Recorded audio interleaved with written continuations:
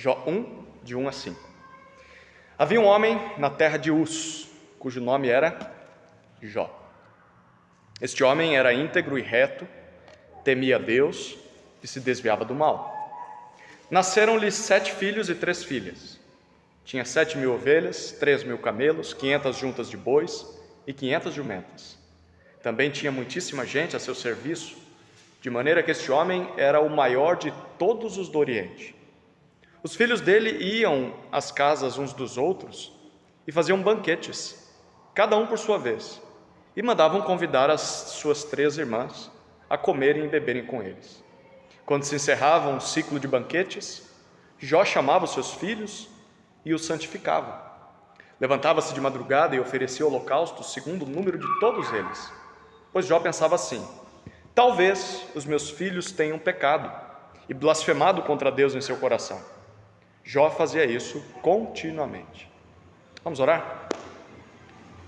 Querido Deus, nós te pedimos que o Senhor nos conduza à compreensão da Tua Palavra e que através do Teu Santo Espírito o Senhor nos leve aos pés de Cristo e que o livro de Jó contribua com o nosso crescimento, com a nossa maturidade na fé, mesmo diante das adversidades.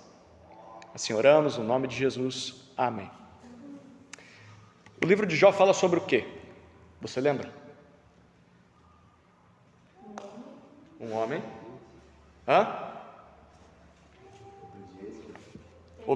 Um homem temente a Deus, obediente. O que mais? Ele se desviava do mal. O que vai acontecer com esse homem? Um avião vai cair na cabeça dele. E como ele lida com o sofrimento. Então esse livro nos ensina não como lidar com o sofrimento, porque esse livro não necessariamente trata sobre isso, mas ele nos mostra como Jó lidou com o sofrimento. E muitas vezes se olha para o livro de Jó tentando encontrar respostas para o sofrimento, coisa que Deus não dá. E a gente vai perceber como Deus vai tratando Jó ao longo da sua jornada e como Deus quer nos ensinar a respeito dessas coisas. Então, as perguntas que a gente pode fazer diante de um livro como esse é como lidar com as crises, com a perda, como é que a gente vai continuar servindo ao Senhor, sendo fiéis a Deus diante de uma calamidade, diante de um sofrimento que continua, como lidar com pessoas que perderam entes queridos. Porque o livro de Jó não só fala muito sobre como o homem Jó reagiu, mas como as outras pessoas que estavam perto dele ajudaram ou atrapalharam ele no seu sofrimento. Então, é óbvio que todos nós nesse mundo passamos por sofrimentos. Sim ou não? Todos nós. Se não passamos ainda, passaremos. Isso é fato. Sofrimentos mais leves, momentâneos, outros mais profundos e que duram muito tempo e talvez a vida toda. Como encarar essas coisas? Deus inspirou um livro inteiro para mostrar algumas verdades, algumas lições para nós. Esse livro é o livro de Jó. O texto começa com um homem muito rico, como foi lido. Naquela época se fazia a contagem de riqueza por meio das cabeças de gado que a pessoa tinha, os servos que ela tinha. Jó provavelmente viveu naquela época mais ou menos de Abraão, então é muito antigo. Há quem diga que esse é o primeiro livro escrito em toda a Bíblia, apesar de que esteja aqui.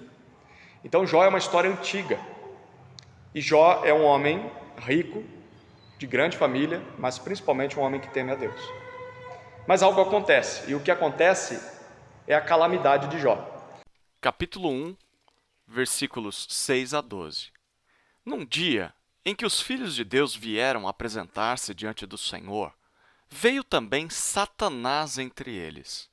Então, o Senhor perguntou a Satanás: de onde você vem?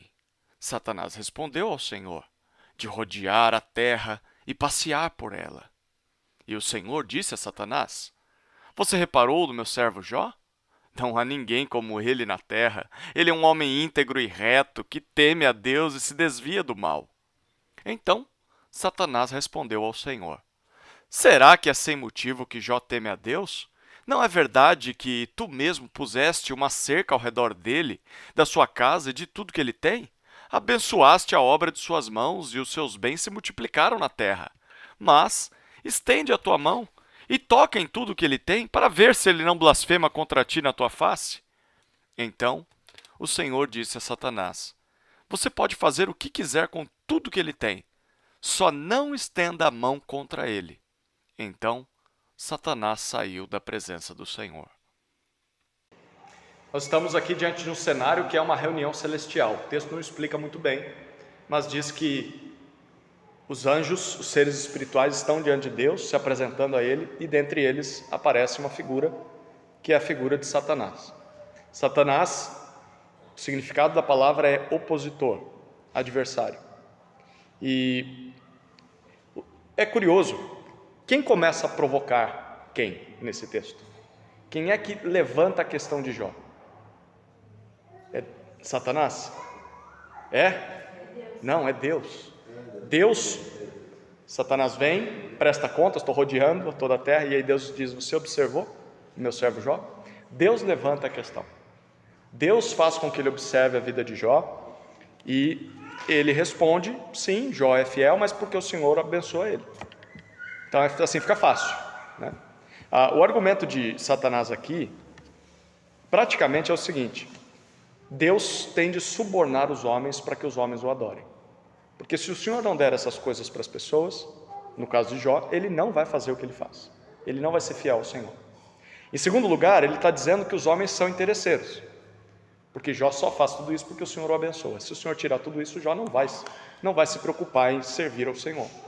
E em terceiro lugar, ele está dizendo que Deus não é digno de ser temido ou adorado simplesmente por quem ele é, só por causa das coisas boas que ele faz. Então a gente pode imaginar isso aqui como as teses de Satanás. Deus tem que subornar os homens para que eles o amem. Os homens são interesseiros, só vão até Deus por causa das bênçãos. E Deus não é digno de ser amado a menos que ofereça coisas boas às pessoas. E então Satanás propõe um experimento para Deus. Se o Senhor tirar as bênçãos de sobre Jó, certamente ele vai blasfemar na tua face. Ele vai abandonar o Senhor. E aí Deus autoriza, o que é mais curioso ainda, né? Deus provoca, Satanás devolve, Satanás propõe acabar com a vida do cara e Deus deixa. E então o texto diz que Satanás sai, e o texto na sequência, a gente não vai ler porque a gente vai passear o livro todo, mas na sequência diz que num só dia Jó perde o seu gado, tudo que ele tinha, as riquezas, ele perde os seus escravos e ele também perde os seus 10 filhos. Lembra que eles faziam reuniões para almoçar juntos? Um só dia bate um vento forte, derruba a casa, morre todos os 10 filhos lá. Em um só dia. Como Jó reage? Olha os versículos 20 a 22. Então Jó se levantou, rasgou o seu manto, rapou a cabeça, prostrou-se em terra e adorou. E disse: Nu saí do ventre de minha mãe, e nu voltarei. O Senhor o deu e o Senhor o tomou. Bendito seja o nome do Senhor. Em tudo isto, Jó não pecou, nem atribuiu a Deus falta alguma. Que interessante, hein? O texto diz que Jó não pecou contra Deus. E Jó não culpou Deus por suas desgraças, apesar de que quem propôs tudo isso foi Deus, e era o que Satanás queria. Satanás queria que Jó se voltasse contra Deus, porque Deus retirou dele as bênçãos. Pelo contrário, como Deus tinha dito, ele é íntegro, ele manteve a sua integridade, temendo ao Senhor. E em consequência disso, nós começamos o capítulo 2 com uma segunda reunião celestial. Mais uma vez, Deus reúne os seres espirituais e Satanás está lá de novo, Satanás com o rabinho entre as pernas, né? Porque o experimento dele falhou. E mais uma vez, Deus provoca Satanás. E ele diz: Você observou meu servo Jó? Ele continua íntegro, apesar de que você tirou as coisas dele. E aí, Satanás propõe um segundo experimento. Satanás provoca o Senhor e diz: Tire a saúde de Jó. Se o Senhor tirar a saúde de Jó, todas as minhas teses serão provadas. O Senhor precisa subornar os homens para que eles te amem, os homens são interesseiros e o Senhor não é digno de ser amado se não der coisas boas às pessoas. Bom, Deus permite que ele tire a saúde de Jó, mas não permite matá-lo. E então nós temos a consequência disso. Satanás sai da presença do Senhor e no versículo 7 até o versículo 10 do capítulo 2, nós temos o que Satanás fez. Olha lá. Então o Senhor disse a Satanás: você pode fazer com ele o que quiser, mas poupe-lhe a vida. Então Satanás saiu da presença do Senhor e feriu Jó com tumores malignos desde a planta do pé até o alto da cabeça. Jó, sentado em cinza, pegou um caco de barro para com ele raspar as feridas. Então a mulher dele disse: você ainda conserva sua integridade? Amaldiçoe a Deus e morra. Mas Jó respondeu: você fala como uma doida. Temos recebido de Deus o bem, por que não receberíamos também o mal? Em tudo isto, Jó não pecou com os seus lábios. Satanás sai da presença do Senhor, vai até Jó, e Jó é acometido com feridas, com tumores e uma dor intensa. E como ele reage? Bom, antes dele reagir, nós vemos a esposa dele reagindo. E a esposa de Jó, ela confirma as teses de Satanás. Satanás tinha dito: se o Senhor tirar tudo que ele tem, ele vai abandonar o Senhor. A mulher de Jó abandona. A mulher de Jó vira para ele e fala: você é louco? Você vai continuar temendo ao Senhor? Depois de tudo isso que ele permitiu acontecer na sua vida? Amaldiçoa Deus e morre. Ela confirmou as teses de Satanás, mas Jó não. Praticamente o que a mulher de Jó está dizendo é o seguinte: olha, é melhor a morte do que viver em sofrimento. É melhor a morte do que viver sendo fiel a Deus sem ser abençoado por Deus. Mas o texto diz que Jó não faz isso. E a maneira com que ele responde no versículo 10, ele chama de doida, né? Você fala como uma doida. Isso seria loucura. Para alguém fiel a Deus, pensar dessa forma é loucura. E Jó diz: de jeito nenhum. Eu não vou fazer isso. A calamidade de Jó nos traz à luz duas lições importantíssimas para a gente. Logo de cara, isso vale para introduzir o livro de Jó, mas para a nossa vida como um todo. A primeira lição é que coisas ruins também acontecem a pessoas tementes a Deus. Coisas ruins também acontecem a pessoas tementes a Deus. Na verdade, as coisas que estão acontecendo com Jó são exatamente por causa dele temer a Deus. Deus provocou Satanás, apontou para Jó, e por causa disso, todas as coisas estão indo mal com Jó.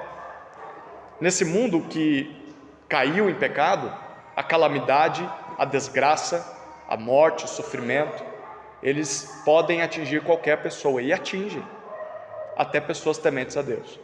Então, diferente do que muitos dizem por aí, principalmente na teologia da prosperidade, de que se você for fiel a Deus, se você der o dízimo, se você estiver na igreja o tempo todo, se você servir a Deus, as coisas ruins não vão acontecer na sua vida, e se acontecem é porque você não teve fé suficiente. Isso é mentira. Deus está mostrando: a pessoa mais temente que havia no mundo naquela época sofreu todas essas coisas mesmo sendo fiel a Deus. Então, nesse mundo, coisas ruins acontecem também a pessoas tementes a Deus. Ninguém está imune. O fato de você estar aqui não te imuniza de sofrimentos. Isso é importante lembrar. A segunda lição é que nem sempre nós vamos entender o motivo dessa dor. É normal que quando nós estamos sentindo dor, nós questionamos por quê. É a primeira pergunta. E eu não sei você, mas em momentos de profunda angústia e dor, as primeiras coisas que eu fiz foram as coisas que Jó vai fazer. Jogar diante de Deus toda a minha fidelidade, tudo que eu já tinha feito, tudo que eu estava fazendo por Deus, e questionando: por que comigo? Por que não com outras pessoas? Eu estou sendo fiel ao Senhor, eu estou servindo ao Senhor, e o Senhor permite que essas coisas aconteçam comigo. Tanta gente ruim nesse mundo, tanta gente que merecia estar sofrendo agora, e eu é quem vou sofrer isso? Jó não sabia porque ele estava sentindo dor. Nós sabemos porque o livro está escrito, mas Jó não tinha o livro de Jó. A história de Jó foi escrita depois dessa história aqui. O livro de Jó foi escrito depois disso. Então, muitas vezes os nossos sofrimentos não vão ter explicação. E mesmo questionando a Deus, mesmo buscando na palavra, pode ser que nós não encontremos respostas. Porque esse mundo é assim. Esse mundo, depois que os nossos primeiros pais comeram do fruto que não deveriam comer, foram expulsos do jardim do Éden, o mundo fora do jardim é esse mundo de catástrofe, de calamidade, em que o mal pode nos alcançar. Essa é a calamidade de Jó. Se a gente encerrar aqui, a gente vai para casa depressivo, né? Porque a coisa está feia para Jó. Vai piorar, mas depois melhora no final. Então vamos ansiar pelo final, né? Estamos juntos aqui? Se a pessoa que está do teu lado dormir, você cutuca ela. Se você dormir, pede para a pessoa do lado te cutucar. Tá? Se os dois dormirem, eu acordo vocês dois. Tá bom? Vamos lá para o consolo de Jó? Agora, consolo, se você está anotando, coloque entre aspas, tá? Consolo entre aspas. Porque Jó não tinha só uma grande família e riquezas e servos. Jó também tinha amigos. Mas amigos que eram amigos até a página 2. Depois que o livro continuava, esses amigos não eram tão amigos assim. Capítulo 2, versículos 11 a 13. Quando 3 amigos de Jó ouviram que todo este mal havia caído sobre ele, vieram cada um do seu lugar. Elifaz, o temanita, Bildade, o suíta, e Zofar, o naamatita. Tinham combinado ir juntos condoer-se dele e consolá-lo. De longe, eles levantaram os olhos e não o reconheceram. Então ergueram a voz e choraram, e cada um, rasgando o seu manto, lançava pó ao ar sobre a cabeça. Sentaram-se com ele no chão durante 7 dias e 7 noites, e ninguém lhe disse uma só palavra, pois viam que a dor era muito grande. Esses 3 amigos de Jó são homens de outras terras, e eles ouvem falar da calamidade de Jó. E quando eles ouvem, eles combinam de deixar as suas coisas, as suas terras, e irem até Jó. E eles vão até Jó, e o texto diz que quando eles chegam, eles não reconhecem Jó. Imagine isso, você está um bom tempo sem ver o seu amigo, e quando você o encontra desfigurado, porque Jó está cheio de ferida e tumor. E eles se aproximam e veem aquela situação, e eles se humilham também, eles se assentam no pó, e eles lamentam. O texto diz que eles fazem isso por 7 dias. Ficam ali em silêncio ao lado de Jó. A gente aprende 2 lições aqui sobre o que fazer quando alguém está sofrendo. Eu falei que todos nós passamos por um grande sofrimento. Não sei se todos sabem, mas eu e Tamires, nós tivemos a segunda filha, e ela faleceu 2 ou 3 semanas antes de nascer. A barrigona já estava grande e veio a óbito. Então ela teve que ter o parto, mesmo com o bebê já morto na barriga. E foram horas muito difíceis para a gente. E eu me lembrei desse texto de Jó naquele dia, quando um amigo nosso, um pastor de uma outra cidade, ele ficou sabendo, ele deixou todas as coisas lá, veio com a sua família para Atibaia. A gente estava na Santa Casa, ele deixou os filhos dele, estava com filhos pequenos, deixou os filhos dele numa casa com alguém, veio até a Santa Casa, e do quarto da Santa Casa nós víamos ele, estacionou o carro na frente da Santa Casa, sentou no banquinho ali da praça, e nós víamos ele no banquinho sentado orando. E foi aquele tempo todo, até sair o bebê, até a bebê que já estava morta, o parto ser concluído. E aquilo marcou muito a nossa vida, porque ele não tinha o que fazer. Ele não tinha o que fazer lá, onde ele estava, e muito menos ali do nosso lado. Ele não poderia nos ajudar necessariamente. Mas esse gesto dele, de sair de onde ele estava, de vir e chorar e lamentar ao nosso lado, para a gente fez muita diferença. Eu não sei se você já teve experiências assim, de estar em profundo sofrimento e ter pessoas que se assentem ao teu lado simplesmente para chorar com você. Isso para a gente foi como se fosse Deus dizendo: olha, eu não abandonei vocês, eu ainda estou com vocês, apesar dessa dor. Nós aprendemos aqui com os amigos de Jó, pelo menos 2 lições a se fazer quando alguém que nós amamos está sofrendo. A primeira é fazer companhia. Até pouco tempo, Jó era alguém cercado por muitas pessoas. Ele tinha uma grande família, ele tinha muitos servos. Quando a pessoa tem muita coisa, muitas riquezas, as pessoas estão próximas, né? Mas do nada ele perdeu tudo, perdeu todas as pessoas, os entes mais queridos, os amigos, e perdeu até a esposa, porque a esposa já largou ele, né? Disse: ó, amaldiçoa a Deus, aí se for para viver desse jeito eu não quero saber. Então, de um homem cheio de companhias, do nada ele já não tem mais ninguém. E ele não tem mais ninguém por causa do seu sofrimento. Isso acontece bastante, né? Você pode ser rodeado de amigos e amigas. Se você sofre um acidente, seja quebrar um osso, seja trincar um dedo, e tiver que ficar parado por um tempo dentro de casa, seja por 2, 3 meses, você vai perceber que a frequência de visitas vai diminuindo aos poucos, as ligações, os WhatsApps, as pessoas vão se afastando daquele que sofre. Tem várias explicações do porquê isso acontece. Muitas dessas pessoas não querem ver a desgraça na vida do outro e fogem. Outros não são realmente amigos, mas normalmente isso acontece. Não é verdade? A gente está sofrendo, as pessoas vão se afastando. E isso aconteceu com Jó. Mas vamos olhar para o lado de quem está do lado de fora da casa, quem está vendo alguém sofrendo.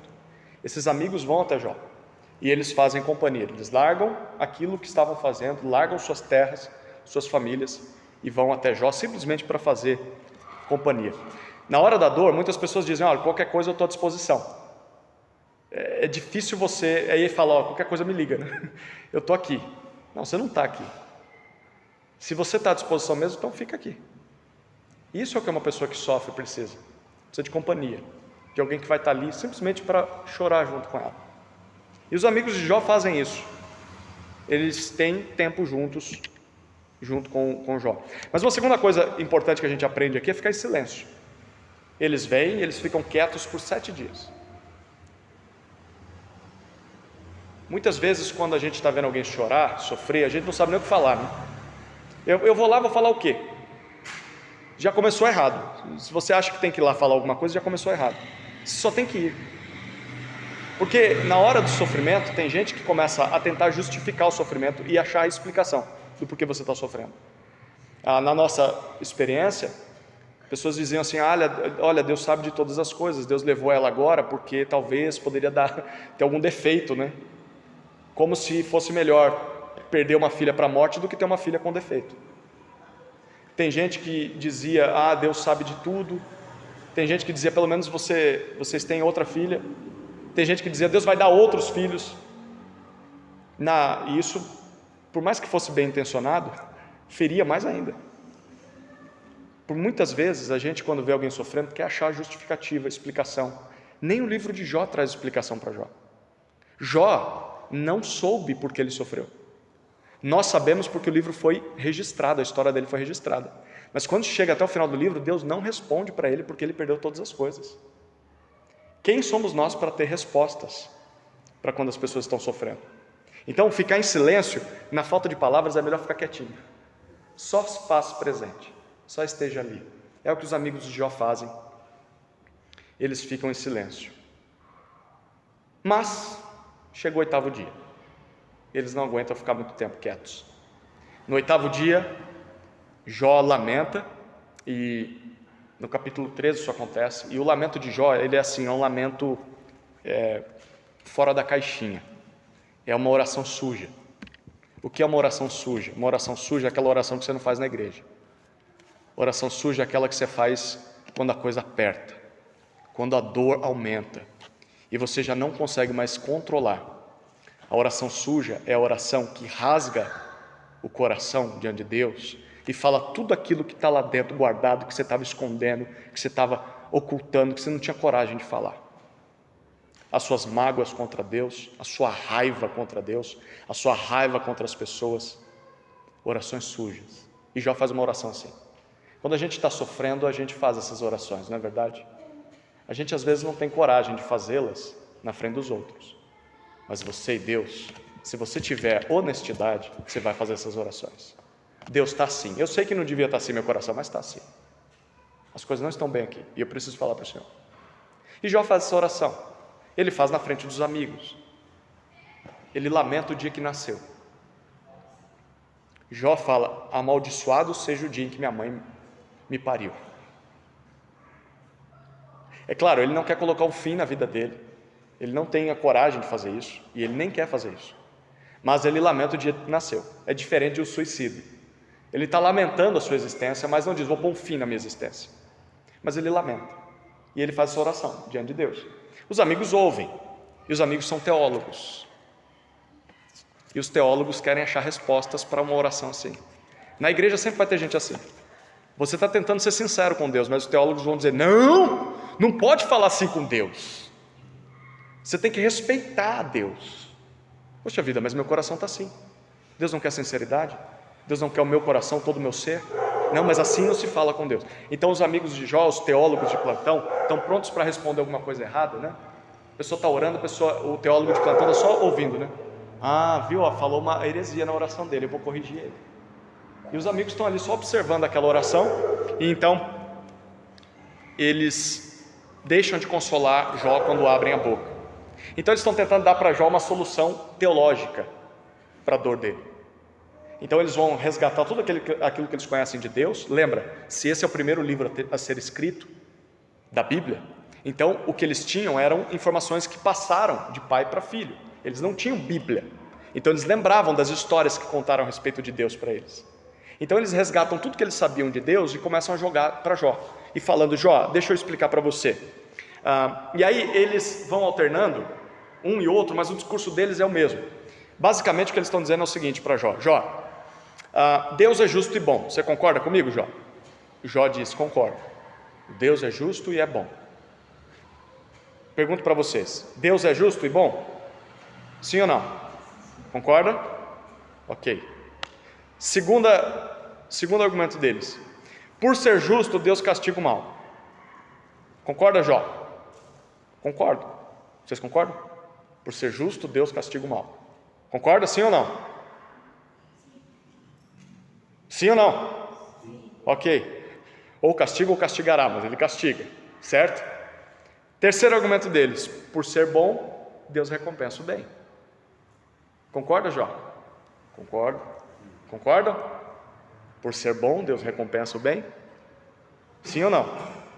Toma cuidado com as suas respostas. Porque a conclusão deles é, se você concorda com isso, Jó, então você está sofrendo porque você não é bom e porque você praticou o mal. Simples assim. Porque se Deus castiga o mal e Deus recompensa o bem, e você está sofrendo tudo que está sofrendo, você deve ter feito alguma coisa errada. Você não é tão bom quanto você acha que é. Então o que você está sofrendo é castigo de Deus. É resultado dos seus pecados. Então para eles, a solução é uma só. Se arrependa e peça perdão e misericórdia a Deus. É assim que você vai se livrar do seu sofrimento. Uma resposta como essa, no meio de um sofrimento, traz consolo? Traz alívio? Sim ou não? Não traz, né? Você já está numa calamidade, uma desgraceira só. E aí, o seu coração, assim, você está muito irritado com tudo que está acontecendo. E aí vem os seus amigos, né? Muito amigos, e falam, olha, tudo bem que você está sofrendo, ok, mas é por causa dos seus pecados. É você que é mau. Você tem que se arrepender, Deus está castigando você. Então agora vem um peso maior, né? Porque eu sou culpado. E eu mereço mesmo o sofrimento que estou sofrendo.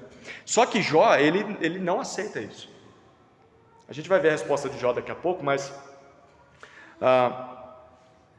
nós devemos tomar muito cuidado com respostas teológicas para o sofrimento dos outros, principalmente dos outros. Os nossos, às vezes nós reconhecemos coisas que falhamos no passado e a gente percebe, poxa, se eu tivesse feito aquilo, se eu tivesse tomado uma postura naquele momento, isso não teria acontecido. Se eu não tivesse dado aquela resposta, se eu não tivesse cometido aquele pecado, talvez isso não estaria me acontecendo. Às vezes nós identificamos essas coisas, nem sempre. Tem vezes que a gente olha para trás e fala, não vejo um motivo para estar sofrendo. Mas o pior é quando a gente olha de fora na vida dos outros e começa a apontar para eles e fala, olha, deve ter alguma coisa escondida aí. Você deve ter algum pecado. Porque não é possível. Se você está sofrendo é porque você fez alguma coisa de errado. Então, quando a gente tenta trazer resposta teológica para as pessoas quando elas estão sofrendo, a tendência é que a gente aumente o sofrimento dessas pessoas. Não quer dizer que as respostas teológicas sejam erradas, mas o momento é errado. O momento não é adequado. No momento do sofrimento, o que a pessoa precisa não é de a aula de EBD. que a pessoa precisa de alguém que abrace ela e chore com ela, que clame ao Senhor junto com ela. O momento de ter aula de EBD, de aprender sobre justiça de Deus, sobre sofrimento, sobre pecado, é o momento quando as coisas estão normais. Aí sim é a hora da gente alimentar a mente e o coração. Mas no momento da dor, não adianta você chegar com um monte de resposta teológica para a pessoa, ela não vai nem lembrar daquilo. Ela só vai ver alguém que deveria estar amando ela, ferindo ela com palavras. Não é assim que acontece? Sim ou não? Então, os amigos de Jó, com respostas teológicas prontas, não o consolam, só aumentam a culpa de Jó, aumentam o fardo dele. Vamos ver como é que Jó responde a esses questionamentos, na verdade, essas acusações deles. Jó deixa muito claro para os amigos dele que o consolo que eles estavam oferecendo não resolveu. As palavras que vocês estão me falando estão mais me ferindo do que me ajudando. E a gente percebe que Jó também acreditava um pouco como eles. Porque Jó diz, eu não tenho nenhum pecado. Se vocês olharem para a minha história, eu diante de Deus, afirmo, eu me apeguei à minha justiça, não vou largar ela, eu não assumo, eu não cometi engano. Eu não estou sofrendo por causa dos meus pecados. E esse tipo de atitude dos amigos de Jó apenas aumentam mais a dor dele. Tem um autor que diz o seguinte, às vezes, quando nós achamos que temos todas as respostas, os amigos de Jó sabiam ou achavam que tinham todas as respostas. O próprio Jó também achava em certo sentido. Às vezes, quando achamos que temos todas as respostas, Deus vem e muda todas as perguntas. Você acha que tem tudo certinho, bonitinho, a sua história, você estudou a Bíblia, você é sábio, você tem experiência e você tem resposta para tudo. Aí Deus vem e muda todas as perguntas. E aí você descobre que não sabe nada. E normalmente na calamidade, na dor, é quando a gente descobre que não sabe nada. Depois de todo mundo falar tudo, os amigos de Jó confrontam ele, Jó vai se defendendo, a gente vê o discurso de Deus. Onde está Deus nessa história? Deus só apareceu no capítulo 1 e no capítulo 2, e depois são só os discursos dos amigos de Jó e o próprio Jó tentando se defender. Até que Deus intervém. O que a gente vê agora, então, a terceira parte dessa aula aqui, é o discurso de Deus. Esse consolo dos amigos de Jó gera nele uma rejeição. Ele diz, eu não cometi pecado e eu não estou sofrendo por causa dos meus pecados, mas eu estou sofrendo. E então Jó afirma que ninguém poderia saber o motivo da sua dor, apenas o Deus sábio tinha essa resposta. E então Jó vai um pouquinho além, e Jó começa a exigir uma audiência com Deus. Ele diz, meu problema vocês não vão resolver, porque vocês não conseguem achar a resposta. Então, quer saber, o único que tem a resposta é Deus. Então ele começa agora a bater na porta do céu. Ele começa a dizer, ei, você que está em cima, vem aqui, vem conversar comigo. Eu quero fazer umas perguntas para o Senhor. Por que é que eu estou sofrendo? O Senhor deve ter as respostas. O Senhor é o único que sabe de tudo. Então ele começa a pedir uma audiência para Deus, para questionar a Deus os porquês da sua aflição. Ao longo do capítulo 3 até o capítulo 37, nós vamos ver a pergunta por quê, aparecendo na boca de Jó 18 vezes. 18 vezes Jó pergunta por quê. Quero saber por quê. Por quê? Por quê? Talvez você já tenha sofrido, ou esteja sofrendo, e talvez esteja com essa pergunta na boca. Por quê? Deus. Quem me dera poder estar diante de Deus e fazer essa pergunta para Ele. Por quê? Por que isso aconteceu na minha história? Por que fizeram isso comigo? Por que eu estou experimentando isso agora? Por que eu? Por quê? Bom, depois que todo mundo fala o que tinha para dizer, Deus aparece para dar a última palavra. E a última palavra começa no capítulo 38. 38, de 1 a 3. Vamos ver como Deus responde a toda essa situação. Então, do meio de um redemoinho, o Senhor respondeu a Jó e disse, quem é este que obscurece os meus planos com palavras sem conhecimento? Cinja os lombos como homem, pois eu lhe farei perguntas e você me responderá. Deus faz vir ao redor de Jó uma terrível tempestade, E do epicentro, do centro de um redemoinho, Deus fala a Jó. Então imagine Jó, olhando para o lado uma ventania, uma tempestade de raios e trovões, e veio uma voz do céu dizendo: quem é que está fazendo perguntas para mim? Quem é que está me questionando? E é interessante como a resposta de Deus não é as perguntas que Jó fez. Jó fez 18 vezes a pergunta por quê. Deus não vai responder nenhuma delas. Se você ler depois com mais tempo e atenção, do 38 até o final do livro, você vai perceber que Deus não responde nenhuma pergunta de Jó. Deus não responde as perguntas dos amigos, Deus não responde as provocações de Satanás, Deus vai responder a atitude de Jó. Essa sua postura de levantar o dedo para mim e de querer me questionar os meus meios, o que eu faço, essa atitude eu vou repreender. E Deus então responde a atitude, não as perguntas dele. E Deus começa a fazer, ele queria uma audiência com Deus, né? Então Deus deu a audiência para ele. Só que Deus disse: você não vai começar falando não, quem vai falar sou eu. Então, cinja-se como homem, que agora o papo vai ser de homem para Deus. Você queria um papo de Deus contra Deus, né? Você acha que é bom o suficiente para... Não, é homem para Deus, cinge teus lombos. Então Deus começa a fazer perguntas para Jó, especialmente sobre a criação do mundo, antes de Jó nascer. Na verdade, muito tempo atrás. Deus questiona a sabedoria humana, Deus prova que a sabedoria humana, por mais avançada que seja, ela é incapaz de sondar a sabedoria divina. Por mais que você seja inteligente, você não conseguiria conhecer 1% do que Deus conhece. Então as perguntas de Deus são muito provocativas, até que no capítulo 40, Jó pede um descanso. Teve um meme na internet, um tempo atrás, os mais jovens vão lembrar, né? Uma gravação numa escola, uma menina apanhando da outra, e aí quando ela estava apanhando, caía no chão, né? E aí ela levantava: acabou, Jéssica? Né? Assim, tipo, chega, né? Você quer apanhar mais? Era ela que estava apanhando, né? Então assim, Jó, acabou, Deus, chega, tá bom, não precisa mais. No capítulo 40, Jó responde. Olha o que ele responde, versículos 1 a 5. Ou melhor, ainda não, Deus está falando para ele: olha, você, 40, de 1 a 5. O Senhor disse mais a Jó: será que alguém que usa de censuras poderá discutir com o Todo-Poderoso? Que responda a isso aquele que critica a Deus. Como que Jó responde? Já acabou, Jéssica? Ele responde: então Jó respondeu ao Senhor e disse: eu sou indigno. Que te responderia eu? Ponho a mão sobre a minha boca. Uma vez falei e não direi mais nada. Aliás, 2 vezes, porém, não prosseguirei. O que Jó faz? O Senhor é Deus, o Senhor sabe de tudo, o Senhor sabe o que faz. Então, quem sou eu para te questionar? Eu já aprendi a lição, não vou fazer mais isso. Problema resolvido? Sim ou não? Não, para Deus não está resolvido. Jó tomou uma surra de Deus e Deus vai dar uma segunda surra nele. Deus diz: você queria uma audiência, você está tendo agora, só que agora vai ser nos meus termos, e eu não terminei com você, Jó. Então Deus agora continua, e ele pergunta a respeito de justiça, porque ele só perguntou a respeito da criação. Você sabe de alguma coisa a respeito da criação? Não sei, Deus. Então vou ficar quietinho. Não tem mais perguntas.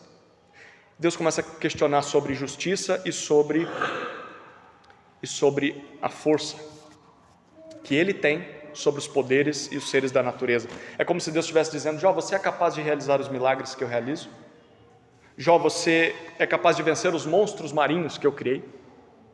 Tem um monstro aí chamado Leviatã, que era um ser marinho, ninguém sabe o que era, mas naquela época era o bicho mais terrível, parecia um crocodilo misturado com baleia, com jacaré, com tubarão, um ser que botava medo em todo mundo. E ele diz: você consegue enfrentar o Leviatã que eu criei? Porque eu criei ele. Se você conseguir vencer o Leviatã, você vem conversar comigo. E aí então, chegamos ao 41, no versículo 10. Olha o que Deus diz lá: adorne-se então de excelência, 41:10, perdão. Ninguém é tão ousado que se atreva a despertá-lo. Aí na segunda parte do versículo 10, quem então será capaz de se erguer diante de mim, Jó? Versículo 11, quem primeiro deu a mim, para que eu tenha de retribuir-lhe? Pois o que está debaixo dos céus, de todos os céus, é meu. Em outras palavras, Deus está dizendo: quem é o homem para me questionar? Eu sou dono de tudo que existe. Eu sou dono dos bens, eu sou dono da sua saúde, eu sou dono dos filhos que você tem. Eu sou dono de tudo que você tem, da tua vida. Eu tenho direito sobre todas as coisas, eu tenho o direito de dar essas coisas a você, eu tenho o direito de tirar essas coisas de você, porque eu sou o doador da vida. Como é que Jó responde a essas últimas, esses questionamentos de Deus? São as últimas palavras de Jó no livro. E as últimas palavras dele estão no capítulo 42, de 1 a 6. Então Jó respondeu ao Senhor e disse: Bem sei que tudo podes, e nenhum dos teus planos pode ser frustrado. Tu perguntaste: quem é este que, sem conhecimento, encobre os meus planos? Na verdade, falei do que eu não entendia, coisas que são maravilhosas demais para mim, coisas que eu não conhecia. Disseste: escute, porque eu vou falar. Farei perguntas e você me responderá. Eu te conhecia só de ouvir, mas agora os meus olhos te veem. Por isso me abomino e me arrependo no pó e na cinza. É curioso o livro de Jó. Ele começa num tom, um homem que teme a Deus, as coisas estão indo muito bem com ele. Depois ele passa para um outro tom, uma calamidade que vem por causa de uma provocação de Deus a Satanás. E Jó não sabe de nada, ele vai perdendo tudo. E aí então o livro entra num tema de sofrimento e questionamento. E os amigos tentando consolar ele, atrapalhando, piorando a situação dele, e ele começa a questionar a Deus, por que ele sofre? E o livro vai terminar sem Deus responder nenhuma dessas questões. Deus não responde, nem conta para Jó que tudo que aconteceu foi por causa de uma provocação do próprio Deus a Satanás. Deus não diz para Jó que para ele era o homem mais íntegro na terra. Foi Deus que disse isso 2 vezes. Esse você é o homem mais íntegro da terra. Disse isso para Satanás. Mas Deus não diz isso para Jó. O livro termina sem Deus responder qualquer pergunta de Jó. Deus vai confrontar os amigos dele, pela postura que os amigos tiveram também. Mas o livro termina com Deus mostrando quem ele é para Jó. E a resposta de Jó a tudo isso, a gente poderia resumir em 5 atitudes. A primeira, nesse texto que foi lido, ele reconhece que Deus pode fazer o que ele bem entender e que nada do que Deus planeja pode ser frustrado. Segunda atitude, ele assume que falou sem conhecimento completo e que questionou e chegou a afirmar coisas que sequer ele tinha a capacidade de entender, coisas além da compreensão dele. Terceiro, ele compreende que há perguntas que não devem ser feitas, porque Deus simplesmente decidiu não revelar os seus planos ou suas respostas a nós. As coisas que ele não diz para nós, ele não queria que nós soubéssemos. E Jó confessa isso, ele compreende isso. Quarto lugar, ele se humilha, ele despreza a sua inteligência, que ele achava que era muito grande. Ele se arrepende, de novo, não de algum pecado que ele tinha cometido, mas se arrepende dos questionamentos. Eu não deveria ter questionado. E o que é mais impressionante, a última atitude dele, no versículo 5, ele afirma que só agora, depois de toda essa desgraça, de toda dor, de toda falta de resposta, é que ele conhece a Deus de perto, porque ele contemplou a sabedoria e o poder de Deus naquele redemoinho. O que é impressionante. Jó era o homem mais íntegro de toda a terra, mas ele diz: antes eu te conhecia só de ouvir falar, agora de contigo andar. Agora eu vi o Senhor, e eu vi na minha dor, na minha angústia, sem ter respostas para as minhas dores. A maior lição que Jó aprendeu nesse livro foi que o conhecimento de Deus revela a nossa humilhação. Quanto mais nós conhecemos a Deus, mais nós percebemos o quanto não sabemos nada, não somos nada. Isso vai nos conduzir à confiança em Deus, porque nós não temos poder em nós. Mesmo que nós não tenhamos respostas às nossas dores, ainda assim, conhecer a Deus nos leva a confiar nele. E essa confiança produz um relacionamento mais profundo com Deus, mesmo que o sofrimento continue lá. Por isso, se a gente quer desfrutar de um relacionamento nunca antes experimentado com Deus, aprendendo com o livro de Jó, nós devemos buscar saber mais sobre a sabedoria e o poder de Deus. Esteja você numa situação boa, esteja você numa situação ruim e difícil, busque conhecer mais a Deus, saber mais sobre a sabedoria, sobre o poder de Deus. Em segundo lugar, reconhecer a sua humilhação, a sua limitação diante de Deus. Eu não consigo compreender tudo, eu não consigo entender as coisas, eu sou limitado, sou frágil. E isso, em terceiro lugar, vai nos conduzir a confiar na soberania de Deus. Eu não consigo entender porque eu estou sofrendo, O Senhor não me dá resposta para esse sofrimento, mas eu posso confiar no Senhor, mesmo não tendo respostas às minhas dores. Depois de toda essa história, o livro termina com a restauração de Jó. Poderia terminar do jeito que terminou aqui, né? Até aqui. Mas ainda assim Deus teve misericórdia de Jó. E termina com boas notícias a história. Porque a partir do versículo 7 até o 17, Deus restaura os amigos de Jó. Deus diz para Jó interceder por eles, sacrificar em favor deles, porque eles tinham pecado nas coisas que falaram sobre Deus, eles estavam errados na sua teologia. As conclusões deles eram equivocadas, a postura deles foi errada. Então ele sacrifica, Deus restaura os amigos, Deus os perdoa. Em segundo lugar, Deus restaura as finanças, Deus dá em dobro as riquezas que ele tinha antes da calamidade. Deus restaura em terceiro lugar a sua família, a esposa volta, né? Que beleza, volta lá a Jezabel, né? Ela volta e aí eles têm mais 10 filhos, é claro, os filhos não são substituição dos que perderam, né? Eles agora tiveram 20 filhos juntos, né? Mas ele tem a alegria de ver filhos novamente. E a saúde dele é o último a ser restaurado. Deus cura Jó e ainda dá mais 140 anos de vida para ele, suficiente para curtir os filhos e os netos, né? E a riqueza restaurada. E isso ensina para a gente a maior lição que a história de Jó tem a ensinar. Mesmo que nós soframos as piores dores possíveis nesse mundo, e nós podemos sofrê-las, tudo vai acabar bem. Agora é hora do pastor fazer assim, né, com o zoião. Que história é essa? O que você veio ensinar aqui? Eu vou repetir a lição final do livro de Jó, tá? E você vai entender por quê. Mesmo que soframos as piores dores possíveis nesse mundo, um dia tudo vai acabar bem. Um dia Deus vai restaurar todas as coisas que o mal afetou nesse mundo e nas nossas vidas. Mas esse bem, ou essa verdade, é verdade apenas para parte das pessoas. Que pessoas podem afirmar isso? Mesmo que eu sofra nesse mundo, tudo um dia vai me acabar bem. Vai dar certo no final. Isso não é palavra de coach, não, né? Isso aqui é o que o livro de Jó está apontando. Porque dentro da narrativa, Deus deu alguns indícios do que Ele está por fazer no futuro. Observe rapidamente, a gente vai voltar em alguns versículos antes de terminar. No capítulo 4, no versículo 17, nós temos uma pergunta retórica. A pergunta retórica é aquela que a resposta está na própria pergunta. Os amigos de Jó estão questionando ele, e no 4,17, a resposta está aí. Olha lá, a pergunta é: pode um mortal ser justo diante de Deus? Pode alguém ser puro diante do seu Criador? Qual que é a resposta? Não. Nenhum ser humano é capaz de ser puro e justo diante de Deus. Então, isso é um problema. Como é que tudo pode acabar bem com alguém que não pode ser considerado justo diante de Deus? Nem mesmo Jó pode ser considerado justo diante de Deus. Se você vai um pouquinho à frente no livro, o capítulo 16, versículo 9,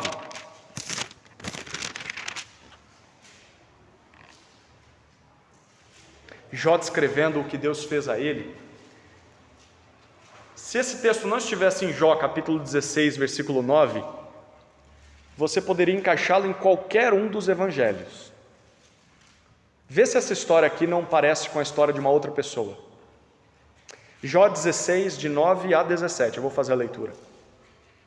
Na sua ira, me despedaçou e me perseguiu. Rangeu os dentes contra mim, e como meu adversário, aguça os olhos. Homens abrem a sua boca contra mim, com desprezo me esbofeteiam, todos se ajuntam contra mim. Deus me entrega aos ímpios e me faz cair nas mãos dos perversos. Eu vivi em paz, porém Ele me esmagou. Pegou-me pelo pescoço e me despedaçou. Ele fez de mim o seu alvo. As suas flechas me atingem de todos os lados, atravessa-me os rins e não me poupa. Derrama o meu fel sobre a terra. Ele me fere com golpes e mais golpes, arremete contra mim como um guerreiro. Costurei uma roupa feita de pano de saco sobre a minha pele e enterrei o meu orgulho no pó. O meu rosto está vermelho de tanto chorar, e sobre as minhas pálpebras está a sombra da morte, embora não haja violência nas minhas mãos e seja pura a minha oração. Parece a descrição de alguém que viveu milhares de anos depois pendurado numa cruz, não parece? A gente conseguiria colocar essas palavras na boca de Jesus na cruz. Alguém que, apesar de nunca ter cometido violência, nunca ter pecado, ter tido uma oração pura, sofreu nas mãos dos inimigos como alguém que está sendo castigado por Deus. Esse texto aqui aponta para alguém que sofreu dessa forma, injustamente. Jesus, o justo. E por que é que o justo sofreu? Capítulo 16, o texto continua. Olha o 18 até o 22. Ó terra, não cubra o meu sangue, e não haja lugar em que se oculte o meu clamor. Já agora a minha testemunha está no céu, e nas alturas se encontra quem advoga a minha causa. Os meus amigos zombam de mim, mas os meus olhos se desfazem em lágrimas diante de Deus, para que Ele mantenha o direito do homem contra o próprio Deus, e do filho do homem contra o seu próximo, porque dentro de poucos anos eu seguirei o caminho de onde não voltarei. O que Jó está fazendo aqui? Ele acreditava que iria morrer sim, mas que ele tinha no céu uma testemunha. A palavra aqui significa um fiador, um advogado. Não é igual aquela música, meu advogado mora lá. Ele acreditava que tinha alguém junto de Deus para defendê-lo. E ele sabia que precisava de alguém para interceder por ele. E era exatamente isso que Jesus estava fazendo naquela cruz. Porque na cruz, o justo morreu como um injusto, sofrendo o castigo que os injustos mereciam. O castigo que Jó merecia, o castigo que os amigos de Jó mereciam, o castigo que eu e você merecíamos. Assim, Jesus está comprando para nós o direito de sermos perdoados por Deus. Jesus é esse advogado a que Jó está clamando. E Jó está pedindo, tem que ter alguém aí para julgar a minha causa, para me defender diante de Deus, não é possível. E esse alguém existe. Esse alguém viria depois dele, seria Jesus, que nos livra da ira do Senhor. E é isso que trazia um final feliz para Jó. Por isso é que eu afirmei, mesmo que soframos as piores coisas e dores possíveis nesse mundo, um dia tudo vai acabar bem. Vai acabar bem por causa da fé nesse que é o nosso advogado, que sofreu o castigo de Deus por nós. O capítulo 19 termina com a seguinte declaração, 19 de 25 a 27, e aqui a gente vai encerrar esse estudo. 19, 25 a 27. Porque eu sei que o meu Redentor vive e por fim se levantará sobre a terra. Depois, revestido este meu corpo da minha pele, em minha carne verei a Deus. Eu o verei por mim mesmo, os meus olhos o verão e não outros. De saudade o meu coração desfalece dentro de mim. A esperança de Jó, de um final feliz, não estava na justiça própria dele, mas em alguém justo o suficiente, que ele chama de Redentor. O meu Redentor vive. E esse Redentor iria ressuscitá-lo. De alguma forma, Jó acreditava que um dia estaria ao lado de Deus, sem essas dores que ele experimentava, e como um amigo, não mais como inimigo, porque ele estava se vendo como inimigo, como se Deus estivesse castigando ele. Um dia, tudo isso vai acabar. E a gente sabe que vai acabar bem sim, vai acabar bem para aquele que crê no Redentor Jesus Cristo. Um dia, essas dores que nos acometem, mesmo que não tenhamos explicações, vão ter fim. Um dia o mal vai ser vencido, já foi na cruz e vai ser completamente exterminado no retorno de Cristo. Um dia o pecado, a morte, a maldição vai ficar do lado de fora da nova criação. Toda lágrima será enxugada, toda dor será curada e nunca mais sofreremos os efeitos do pecado. E o livro de Jó aponta para isso. Foi dessa forma que Deus silenciou Satanás. Lembra que a provocação de Satanás eram 3. Primeiro, Deus precisa subornar os homens, porque senão os homens não vão adorá-lo. Os homens são seres interesseiros, porque só buscam a Deus por causa das bênçãos. E Deus não é digno de ser amado ou adorado se não der alguma coisa para as pessoas. O livro de Jó acaba provando o contrário. Deus diz para Satanás, por meio de toda essa história, eu não preciso subornar os homens. Na verdade, eu fui temido por Jó mesmo sem dar nenhuma resposta para ele. Eu não respondi nada, nenhuma das suas perguntas eu respondi, e ainda assim ele continuou me buscando. E isso é curioso no livro, e é importante para nós lembrarmos disso. Mesmo sofrendo, não tendo resposta nenhuma para as perguntas dele, ele sempre buscava a Deus. sempre ir até Deus, sempre até Deus. Se você teme a Deus, é impossível que no meio do sofrimento você não clame a Ele. Mesmo que você ache que as coisas não fazem sentido, mas você vai buscar Deus. E essa é a beleza de ter o temor do Senhor. Mesmo que a gente sofra, a gente está tentando entender como é que o sofrimento se encaixa numa realidade em que Deus exista. E um Deus que nos ama. E Jó mostrou isso o tempo todo. Mesmo sem ter respostas, eu ia até Deus. E Deus está mostrando isso para Satanás. Não precisa subornar as pessoas. Em segundo lugar, Jó não era interesseiro, porque mesmo sem receber nada em troca, ele continuou buscando a Deus mesmo confuso. E é possível que você continue buscando a Deus, mesmo que as coisas não se acertem na sua vida. Em terceiro lugar, Deus está dizendo para Satanás: eu sou digno de ser adorado e temido simplesmente por quem eu sou, não só pelo que eu dei a Jó. Ele continuou me buscando, mesmo não tendo nada. Quando tinha tudo, ele me buscava. Quando perdeu tudo, continuou me buscando. E depois, quando eu restaurei também, aí ficou fácil, né? Mas sou digno mesmo assim. Dando bênçãos ou não dando bênçãos, a minha pessoa ainda é digna de ser adorada e amada. Que o Senhor nos ajude, queridos, a olhar para a história de Jó e talvez encontrar não respostas para o nosso sofrimento, mas respostas para as nossas atitudes diante de Deus em meio ao sofrimento. O que Deus espera de nós e o que Ele condena e como Ele trata a gente mesmo quando a gente faz o que não deveria estar fazendo. Amém? Acho que era isso. Completou 1 hora certinho aqui. Posso orar? Querido Deus, obrigado pela mensagem de Jó. Certamente não é um livro que responde todas as nossas perguntas, mas é um livro que traz esperança. A esperança de que temos um Pai que nos ama, um Pai que está conduzindo a história para um final feliz para todos aqueles que confiam em Cristo, nosso Redentor. Que isso nos venha à memória em momentos de dificuldade, de que o céu não é aqui. O Senhor está nos conduzindo para um lugar melhor, para o novo céu e a nova terra. E as dores dessa vida, por mais que sejam incompreendidas, elas contribuem para que estejamos perto do Senhor. Então, é claro, nós não gostamos de sofrer, mas nos dá a graça de repetir como o apóstolo Paulo: já que o seu poder se aperfeiçoa na nossa fraqueza, nos gloriemos nas fraquezas. Olhemos para o sofrimento e para o mal, mesmo que não gostemos dele, mas vejamos que lições e o que o Senhor está nos ensinando e como esse sofrimento pode nos aproximar do Senhor, ao invés de nos afastar de Ti. Oramos assim, suplicando pela Tua graça, em nome de Jesus. Amém.